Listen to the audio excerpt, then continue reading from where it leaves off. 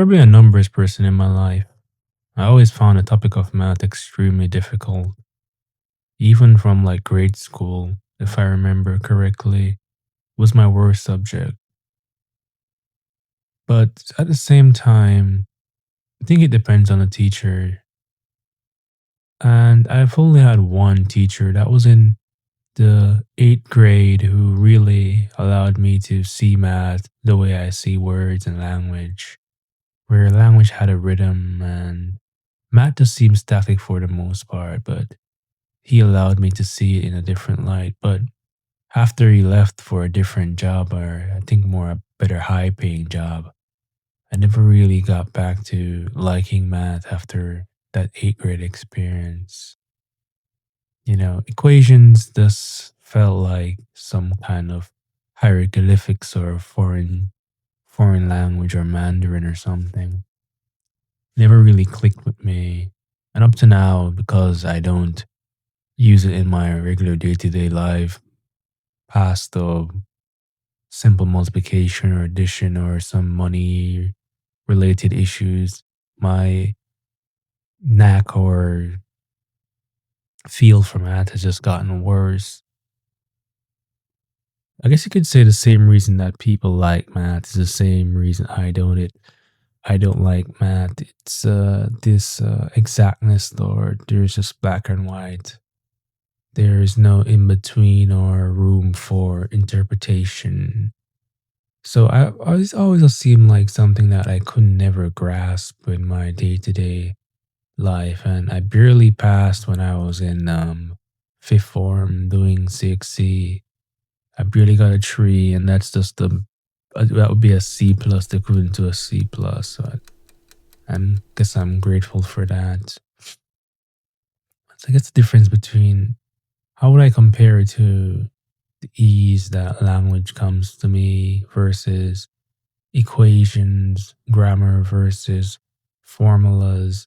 When they and one thing that like really bums you out as a more language based person is when you learn something or you think you've mastered something, and then there's this other addition of some other thing that you have to learn. It's like it never ends. You go from learning long division and multiplication to algebra, and then now there's letters out of nowhere and all that. It's crazy. So the shift from like intuition to precision is something that has always stuck with me, or the shift from like intuition to precision that math requires is something that I can never gap.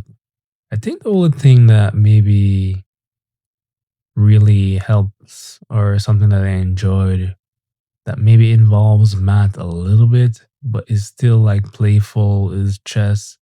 And I really got into that, and that was super cool to maybe play something that had some notation while at the same time having to do with calculation and competitiveness and drive and willingness to learn more and like watching videos and reading books.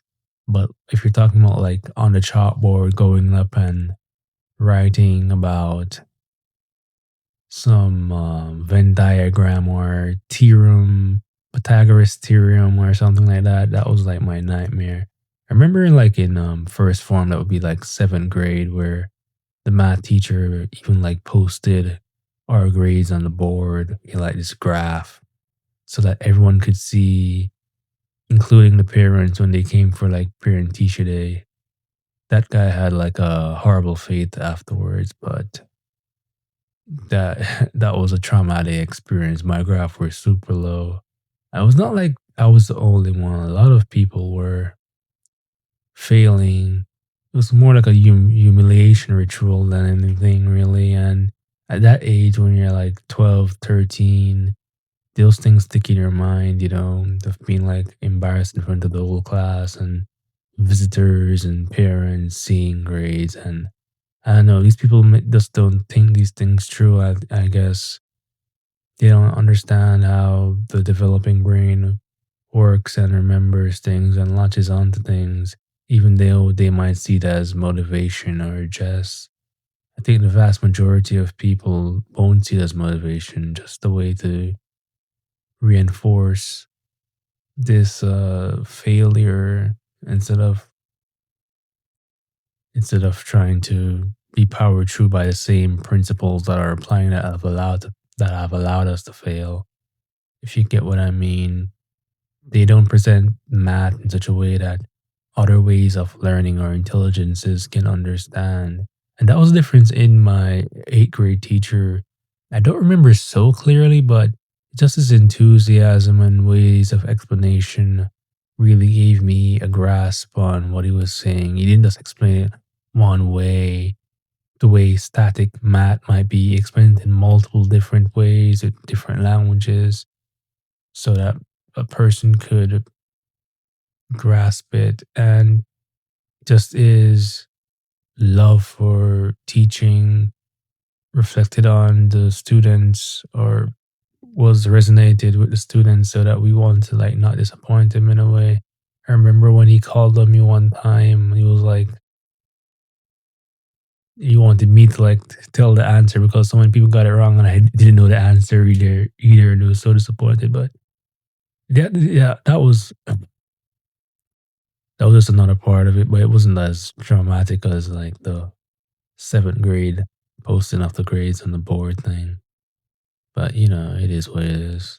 I remember even like summers when I spent time trying to like improve like hours of just doing like multiplication, long division, and algebra. Just summers, just like working hundreds of questions and problems, and just it was like going against the grain. It was like trying to push. It was like Sisyphus trying to push that stone up the hill. It just never stuck for me ever. It never stuck for me ever.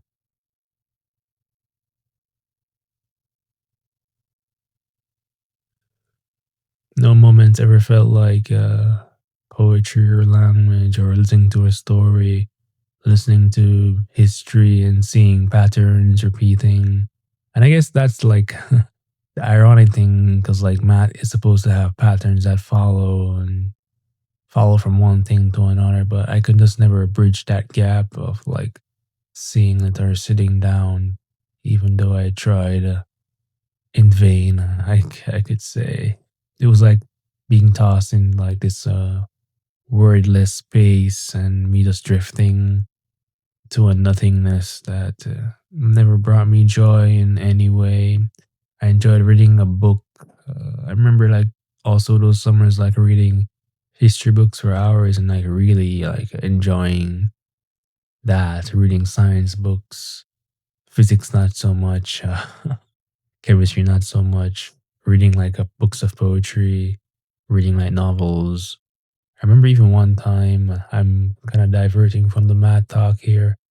I spent like a summer just like reading from like 8 to 6 every day for 2 months or 3 months straight. And that was like the best time of like my development. That really played a role in how I see the world now.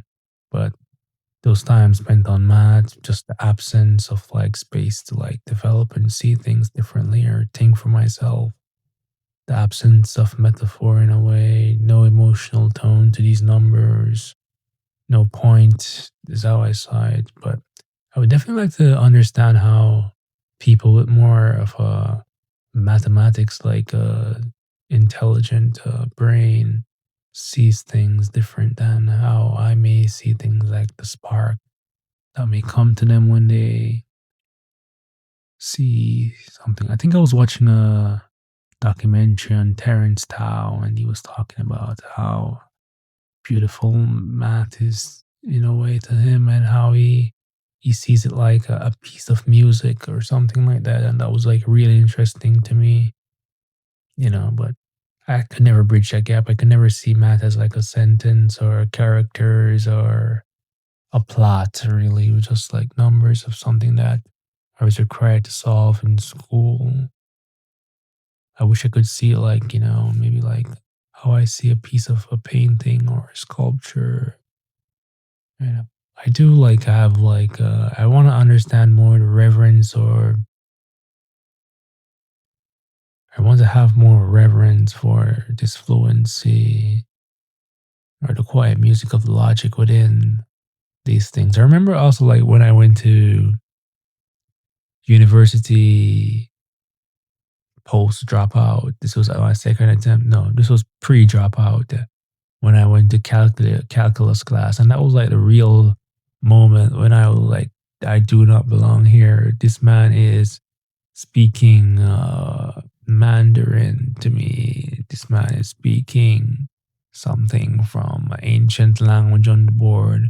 And I think if I really stuck it out, and if I like didn't miss a class and I went to every tutoring class, like if you missed one class, you were absolutely lost completely. And I guess it's different now. I guess you can like go online and try to learn from scratch and just like build up your intelligence and your understanding of what's taking place. But if you missed one class, you're just like totally sunk. I don't know if it's the same. Maybe I'm just assuming that one could like go online and do that. But yeah, started to miss classes just like, and I could never get back to understanding what was on the board or what was on the test. I was just guessing in the tests,